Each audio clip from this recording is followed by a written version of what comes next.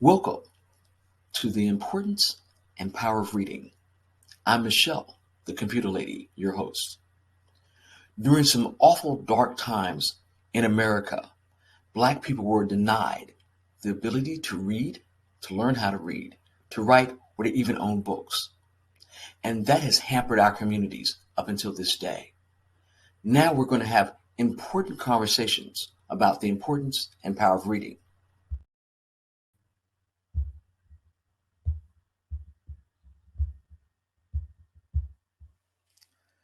Good evening. I'm Michelle, the computer lady, and I'm your host for the importance and power of reading. And when we talk about reading and its importance, we have to really go back for a moment and realize how the effects of slavery and Jim Crow and those things have had the deleterious effects on how we read, and why we don't even read. But today, I have a really special guest. I bring to you from Atlanta, Georgia, Fray White. He is an author and a minister. And we're going to jump in this subject about the importance and power of reading.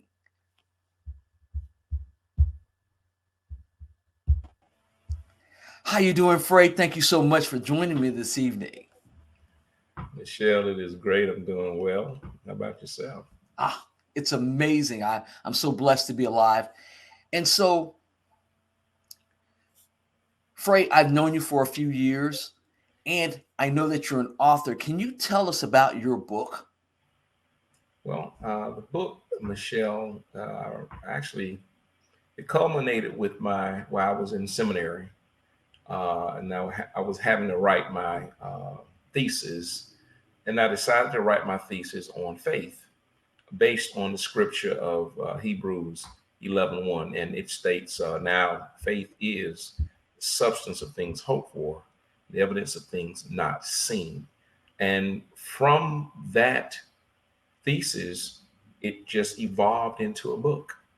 And that's the thing about wonderful thing about writing, and the wonderful thing about, even, I'm a minister, so a lot of things uh, actually expand themselves when you're in ministry. When God is involved, and it's always going to be multiplied over and over. There's a scripture, and then I'll just the Bible says that one can put 1,000 in flight, two can put 10,000. So I consider that as Holy Ghost mathematics. So whatever you're doing for God may start out small, and usually it does, but He always does more for you. So Him giving me that book after I graduated was a double blessing and more icing on the cake for Him So and for tell us about the title of your book, sir. Now faith is, and I'm a man of faith. I've operated with faith all of my life. I believe that it's always now, and that what that book incorporates is a lot of my life's practices and life experiences, based on a lot of it. Most of it is scripturally based. So I may explain a certain principle, or certain practice, or a certain theory, but I back it, or certain experience that I've had in my life and business, personal as well as just life itself. And I can take a scripture, and I can see that scripture come alive. And that book has many, in myriads of examples and myriads of outcomes. If you uh, believe the word, and if you believe in yourself, and you uh, implement action. So it's a book of action.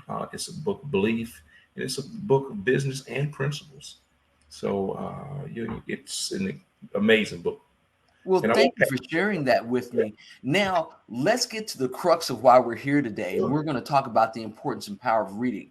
So, I ask everyone, did you like reading as a child or did you struggle? Well, my mother, my whole family I come from a family of educators. So from my great aunt to my mom to all her brothers, it's kind of rare, but they were from Cartersville. And all of them had degrees, every one of them, from my Uncle Joe to my Uncle James to Aunt Sarah, to my mom. So education was, I mean, it was practical. It was expected in our household. And interestingly enough, I'm the only one, Michelle, that did not graduate from high school. Well, I graduated from high school, but I'm the only one that I went to the military, so I didn't go straight into college like the rest of my siblings. But then later on, I realized the importance of education, the importance of reading, and I learned. And it, reading when you hear the saying, reading is fundamental. But the thing about the human brain is that whatever you apply it to, it develops. It means meaning if even if you start late, you can develop it. You can develop the mind, the brain into a phenomenal muscle where it hungers. So whatever you give the brain, it actually hungers for more of that, good, bad, or indifferent. For example, if you begin to read, then the brain develops around the concept, the ideas of reading. That's the way God has designed the brain. So whatever you give it, it becomes hungry and hungry and more of whatever it is. That's why they use the word developing. So whenever you give the brain a concept, whenever you give the brain a duty, it develops itself around that. And then it is magnified and it begins to grow whatever it's developing.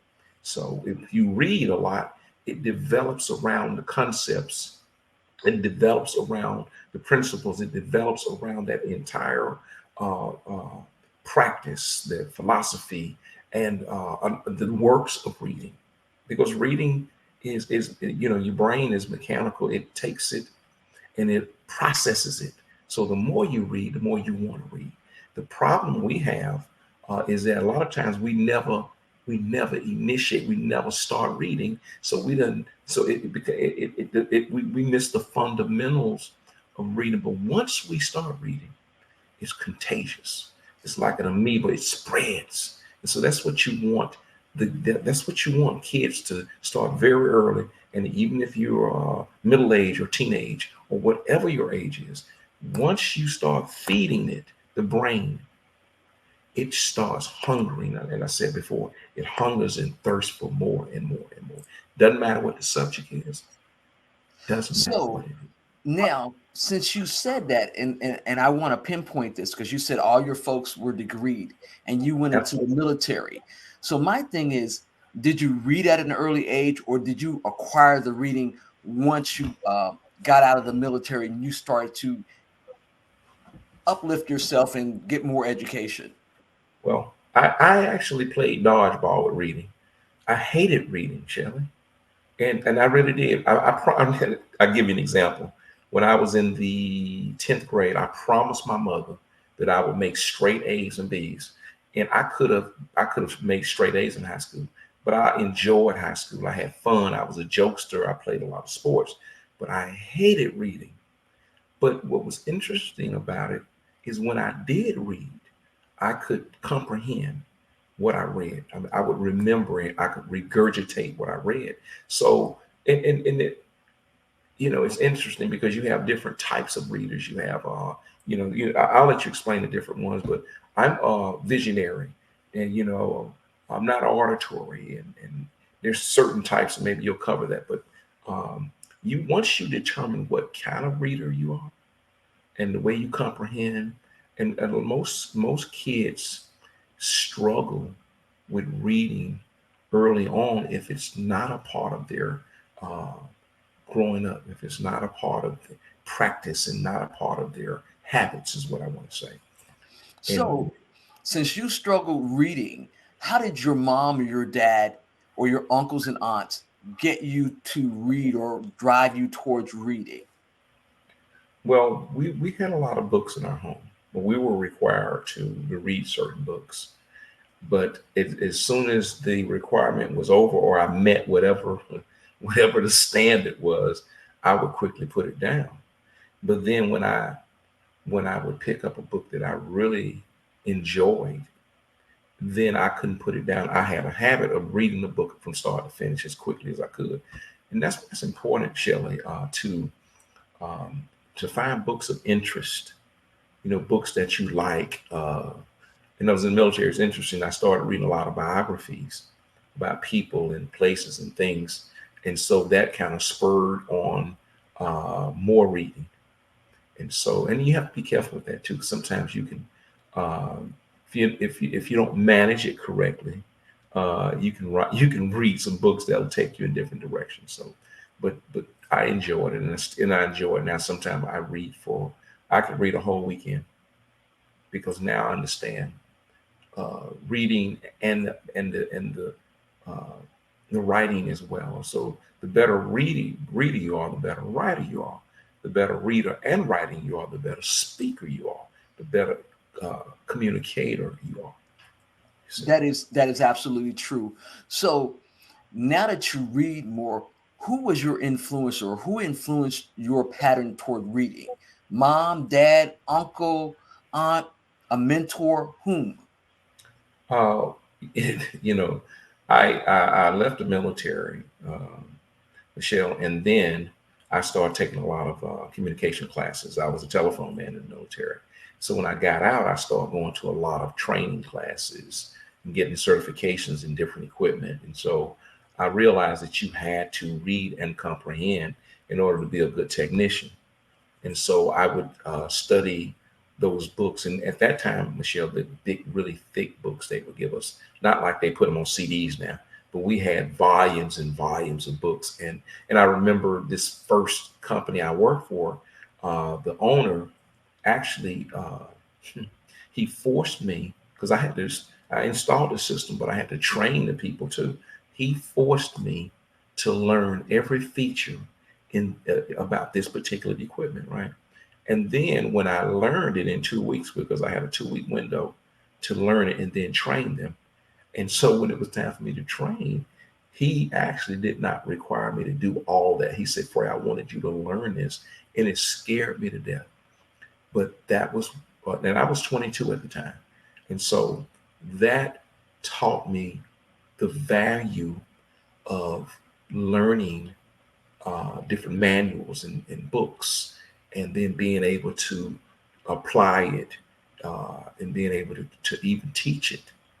And so, and I remember this one teacher, Shelley, and I'll never forget her. I took several classes when I was in seminary, and she would say to the class, I'm not here to teach you anything. I'm here to pull out what's already inside of you.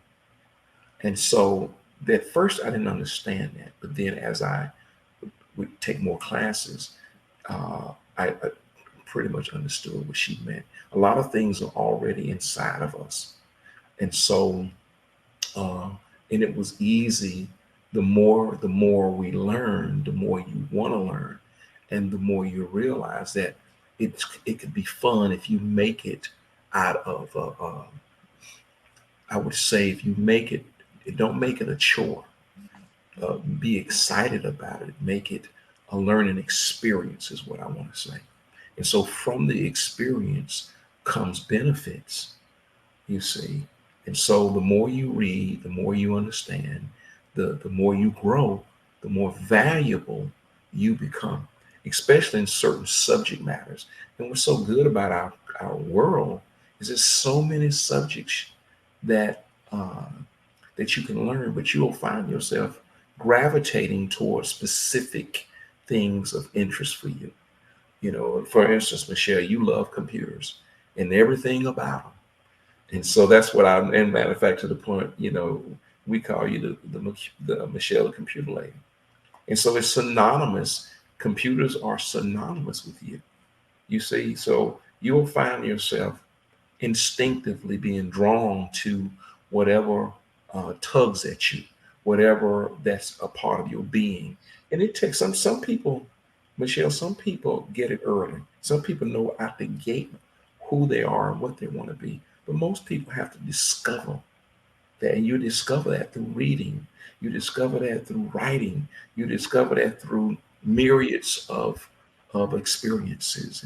And what thing about books, uh, you don't always have to. Like, for instance, if you read books, like I went to Rome, Italy, right? I've read about Rome and I read about Italy and different places in Europe when I was in the military that I read about in high school.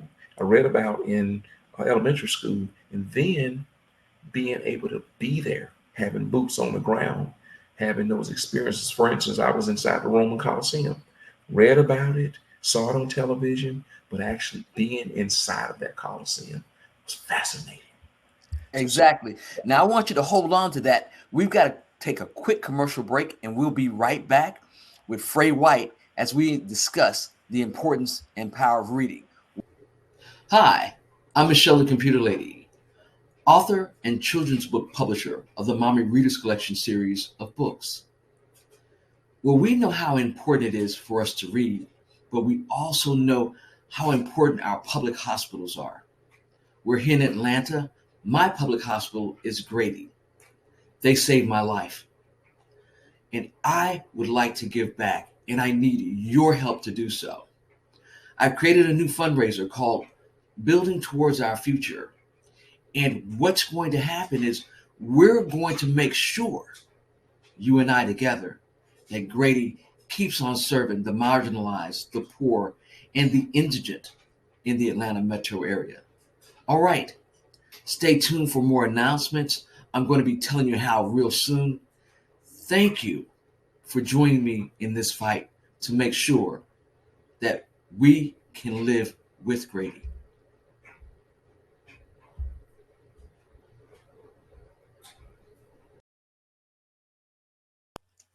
Welcome back.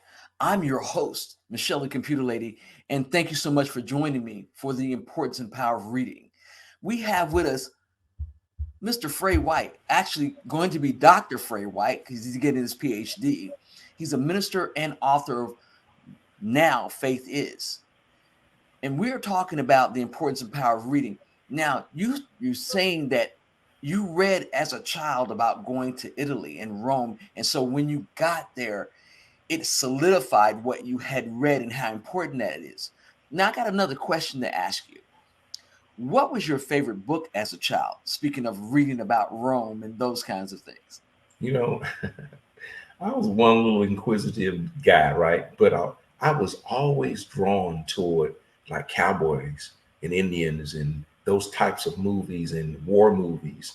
And so I would read books about war, World War II, World War. Yeah, I was right at the as I got into my teenage years. The Vietnam era, Vietnam Wars, and so I was fascinated with war and different countries and so forth. And so, uh, and I was always drawn toward different countries and cultures and people and ethnicities, as I am still now. And so, but yeah, my favorite book. I'm trying to remember which one that it was so many different at the time war movies, but I know we had to read a lot of the Mark Twain books. That was a required reading. Um, we read a lot of history books. I love history, Michelle, even to this day. And so I love books on electricity. My mother bought me books on carpentry and things like that. I said, Mom, why I had three other siblings.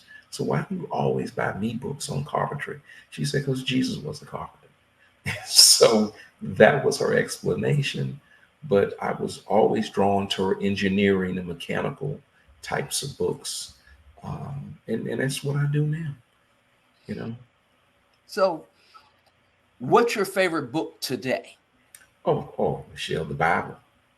My favorite book is the Bible. There's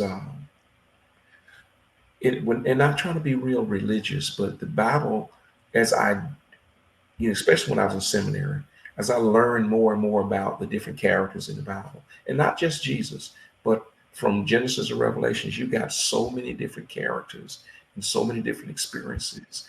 And the more I read, the more I want to read. And so, Joshua and David and Jesus and Moses and all the, Esther and Ruth, so many different characters and so many different experiences. I can read the Bible forever. I really can. And we had so many books that when I was in seminary, that reading was required. We had to, for instance, let's say I took 2 or 3 classes a semester. We made those 3 classes made of may have involved us reading 7, 8, 9 books. And then, Michelle, after you read those books, you have to write a 12-page paper. So the reading was great, and the writing was even greater because the more you read, the better writer you become. Okay, the better you're able to explain and extrapolate and and speak. There's so many benefits to reading because when you read, you write. When you write, you're able to speak. And so what I don't do, Michelle, I don't read over words that I don't understand. If I'm reading and I read across a new word, I'll take that and I define it. I want to know what the meaning of that word is. So I don't read over words that I don't understand and new words. So I'm always learning new words. And by the way, some of my friends call me an etymologist.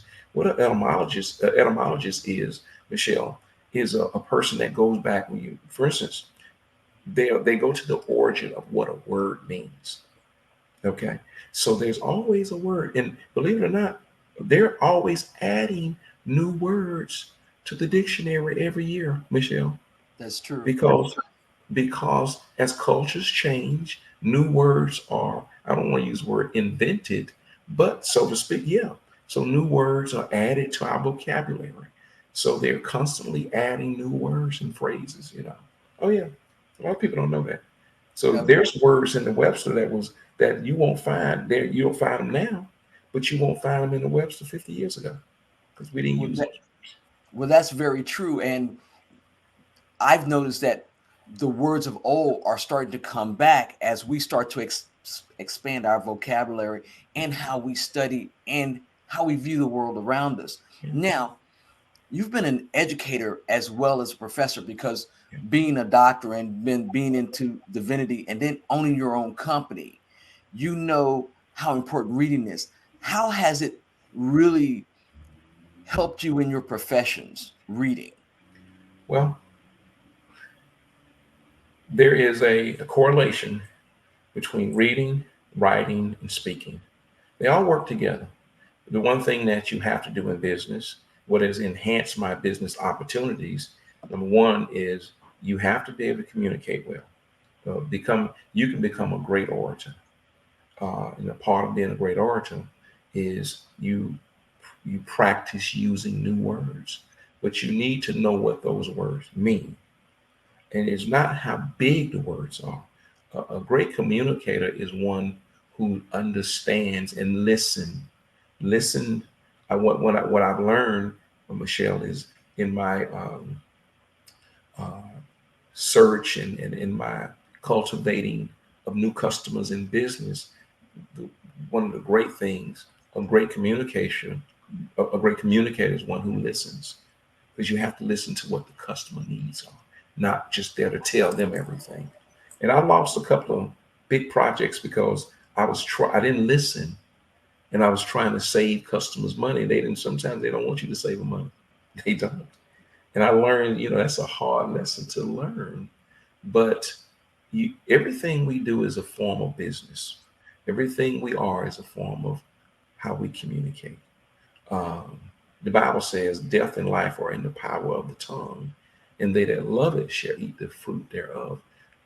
One of the main things you ought to pursue, is a great vocabulary and a great community, and becoming a great communicator. It's not the size of words that you use; it's the way you use those words. You don't have to use big words to communicate. You just have to know how to communicate. Jimmy Carter was our president of the United States. He wasn't. I mean, he wasn't a big. He didn't use big words, but he used words that had meaning, that where people could understand. He articulated in a way that people would understand what he's saying. And so you have some of your most famous people didn't finish high school, didn't finish college, but they know how to communicate. They That can is see true. they That is very true. All right, absolutely. everybody, So they stay tuned. Just give us a second. We're going to be right back. We've got to go for another commercial break. When you're having fun, this time just flies. So we'll be right back with Fray White and the importance and power of reading. Stay tuned.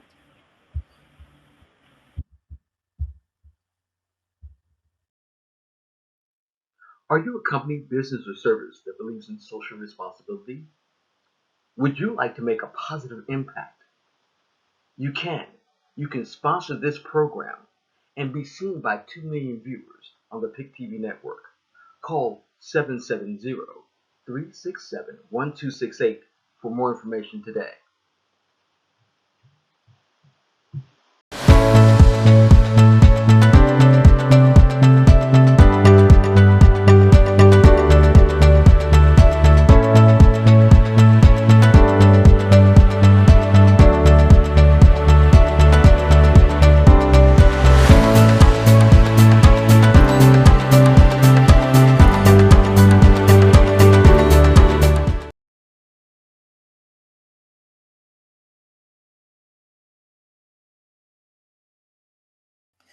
Thank you for staying tuned with us today as we explore the importance and power of reading. And I'm talking with my good friend, Minister Fray White, and we have gotten into number one, how reading has affected our careers and how it's elevated us. Now, Frey, I want to ask you another question. Sure. What do you think the state of reading and literacy is among our children right now? And if it's not what you think it is, how can we improve it? It's funny, Shelley. Let's deal with reality here. Books. We have the computer age. We're in the computer age, and these kids have grown up in that. They know what they know. Their learning tools are not the books of old. They're electronic books.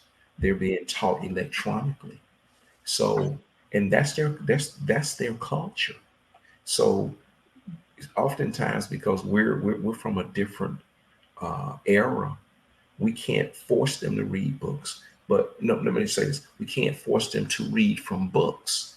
We have to engage them where they are.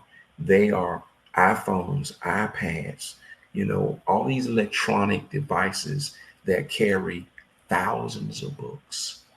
They study in the classroom. They use big monitors. So everything's electronic. That's the way they read. So we can't confine them to physical books like we used to have. That's just the way it is now. And so And we're in this virtual space now, right? right. Virtual learning. Okay. And so we have to engage them in the manner in which they are interested in reading. They don't want to pick up books per se. When we would recess for summer, Michelle, we would have all these books that we had to read over the summer. So now books, they have ebooks, electronic books. That's what ebook is, electronic book. And it is what it is. So we have to adapt, Shelley, to the times.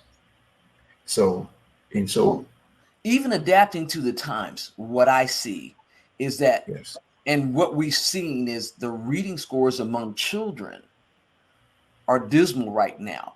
And it's Mhm.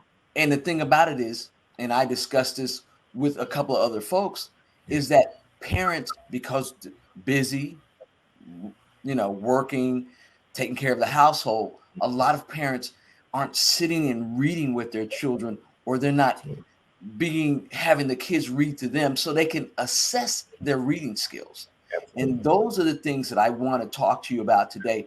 How can we get parents to engage with their kids in order for them to read better and to love to read? Because I read because I saw my mom read. My dad would come in and he would read the paper and sit me on his lap, and we would read the comics together. So are parents today doing that with their children? No. And that's why they're byproducts of parents shucking that responsibility. We would Shelley, having dinner traditionally, we would sit and discuss different things. but we would have to read to our parents. And so if and we see very few parents read. You know, children are not going to do what you say. They're going to do what you do. And Exactly. so everything, I don't agree with with when parents expect the teachers to educate. I think the teachers ought to enhance what is being taught at home, right? They should reflect what's being taught at home. And parents are so busy now, and they've got so many responsibilities now. And but being a parent is being responsible, and you have got to um, manage that part of your child's life. You gotta do the reading. You gotta do the writing. It's just a part of your responsibility of being a parent. Okay, so you can't neglect that, and we That, have that. that is It's just a absolutely true. Now, I want to touch back on something you said, because you said you were really into sports. And as a youngster, it's not that you didn't read, but you struggled because unless you were reading something that interests you, you just weren't interested. So, how can we help boys? And I find that boys struggle more than girls reading because they have a hard time quieting their mind because I want to be outside. They want to explore. They want to hunt. They want to gather. So how can we get boys to read earlier and more often? you have to meet people where they are, there's time management. There's times when you have to say, you can't do this. You can't play sports if you don't have this. If you're not meeting and I wouldn't say basic requirements, you have to continue to push the gamut with kids. You have to uh, you have to mandate to them. You have to have. This is what I would do. I would make sure that the reading and the fundamentals of education come before sports. See, we didn't pass our grades. We weren't playing sports. That's Exactly. just this. So that has to be a priority. Well, you have a Period. son. How did you do Mhm. with your son, with Fray, with reading? We sat down with them. If we did homework. I mean, we actually did homework with them, and then we had them in tutoring programs as well, where he made, he actually Frey, my youngest son, my son actually could read and comprehend at a very early age. He could regurgitate paragraphs. That was just the way God made him. My youngest daughter struggled with that, but Frey could just spit it out like it was nothing. So there's certain gifts and talents that come with kids. And so as parents, if you're paying attention and not trying to shape your children into what you want them to be, but if you're paying close attention to them and discover how they learn and how they don't learn and where they struggle, that's a parent's responsibility to know and to go to PTA. I went to every PTA meeting. We both were very involved with the PTA meetings because we wanted to keep a real, um, we want to keep uh, in terms of, we want to know, Shelley, where they were.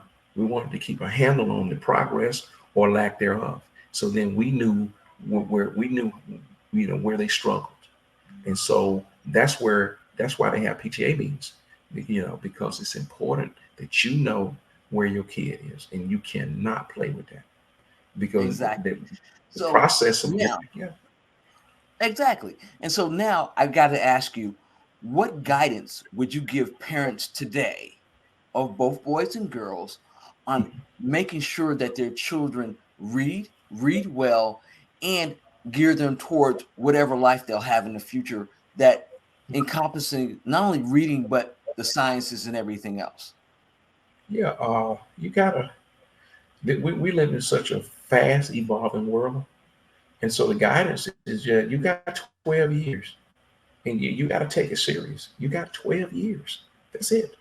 And so you've got to be involved. I mean, hands on. You got to be a hands on parent. It's a sacrifice, and it can't be handed over to somebody else. Sometimes you don't possess all the skills. It takes a village to raise a kid, right? That's what they say. But it takes people who Right. specialize. You got a child that's struggling in math, struggling in science, struggling in reading, then there's so many people, so many ways that you can help them. And you got to stay on top of it.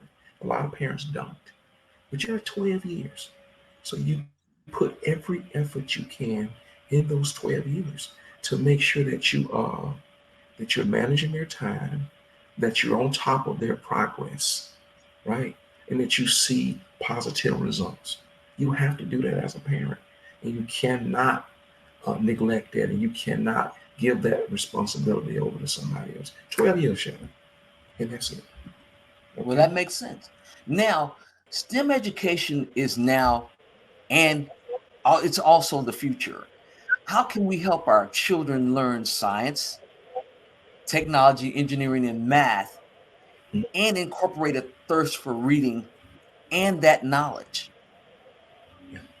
Uh, Unfortunately, I was thinking about this earlier today, Shelley. I was driving today, and because this is becoming a global world and global competition, right? So you got foreign kids who come out of the gate.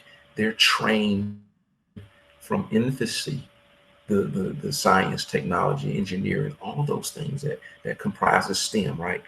We traditionally in America, that has not been primary for us. And so there's industries that no longer exist, right? So everything is built around that STEM, all the STEM programs and all the STEM, um, everything that STEM means, right? Because we live in such a highly technical, engineering and all scientific and all these things, the way the world evolving is evolving. So you got kids right now so far behind, unfortunately, you can catch up. But these foreign kids, they gotta step up. I mean, they're built and they're trained. Their parents training them. That's why the kids from India get a lot of the engineering jobs because it's second nature to them.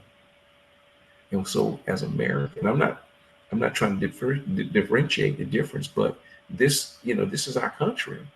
And so, in order for us to get those jobs and that training, we've got to start too early. But if you don't have parents, I was teaching some classes years ago, Michelle, and I realized that the kids I was teaching in church couldn't read. And so I said, okay, if the kids can't read, the parents can't read. And that was true, right?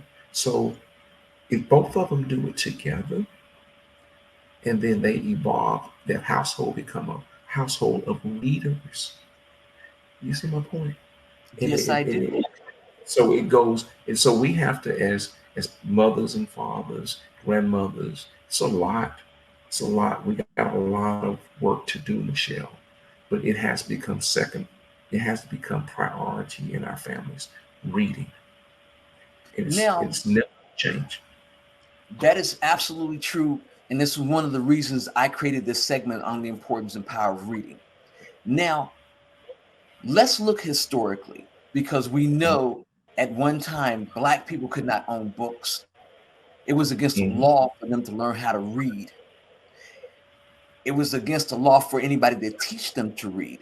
Do you think that Mhm. plays a part or that it played a part in our academics today as Black people in the United States?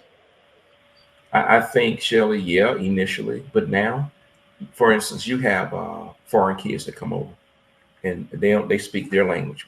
You know, we can. It doesn't matter whether it's Mexico, whether it's Asian kids, they come over here and they don't know how to speak English. But then in 2 or 3 years, they've surpassed the American kids. And I'm not just saying underprivileged kids. As a whole, Americans, we've been so privileged that now it'll catch up with us, right? It's catching up with us because you have to learn these things. You have to know how to read. You have to know how to write. This is the work. Do you know, Michelle, you can't even, matter of fact, you can't even fill an application out unless it's on the computer. And if you can't comprehend what you're reading, you're not going to get a job. That's just the way it is. It's true. I mean, as a child, I know that my mom, the first book I got was a dictionary. Yeah. My mother gave all of us a dictionary. And I've always read. I've been reading since I was 2.5 years old. I would read the back of cereal boxes and this, that, and the other, because my mom would push me into reading, but I also saw my mom reading. Yeah, And exactly. you grew up with educators, so you saw your folks reading and you knew the importance. Even though you played sports, you had somewhere there to mold you.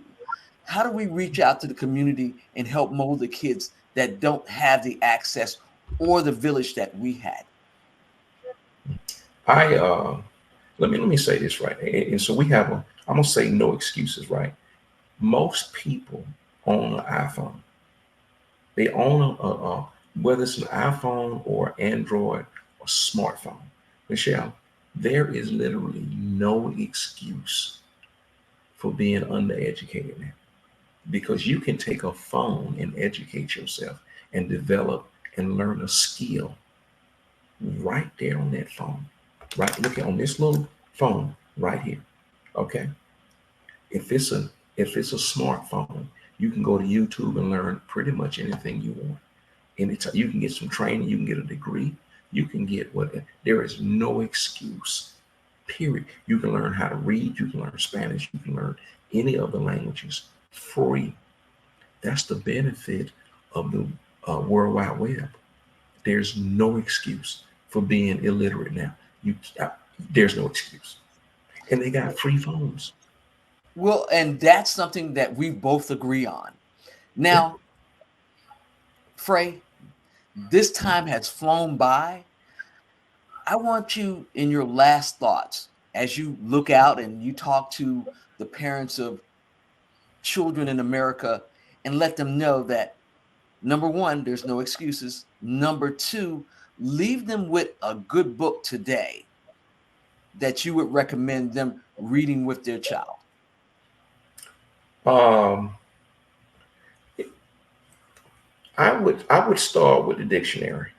You know, I'm a minister, but I understand Bible stories, etc. That's priority as well.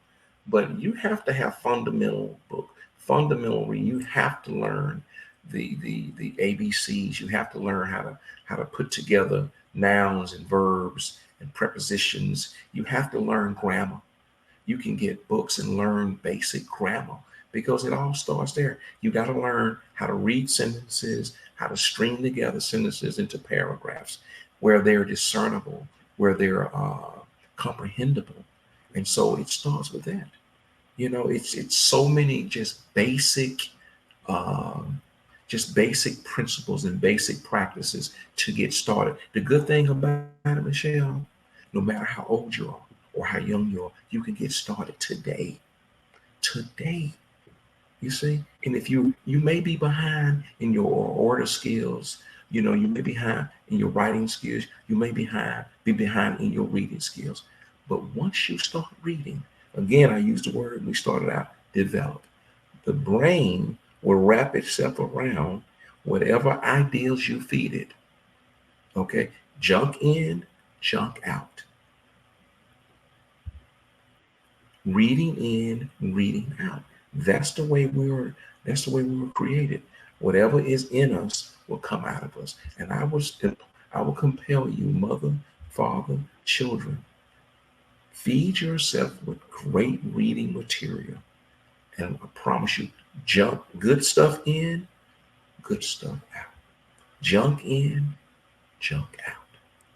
Well, everybody, you've heard from Frey White. Good stuff in, good stuff comes out. Thank you so much for joining me today. It was a pleasure. This time flew So, by.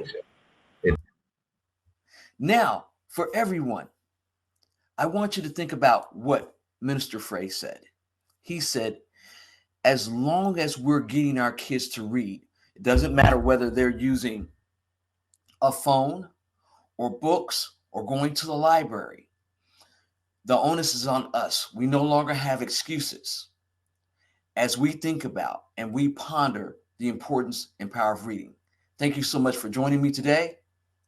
I'll see you next time with our new guest.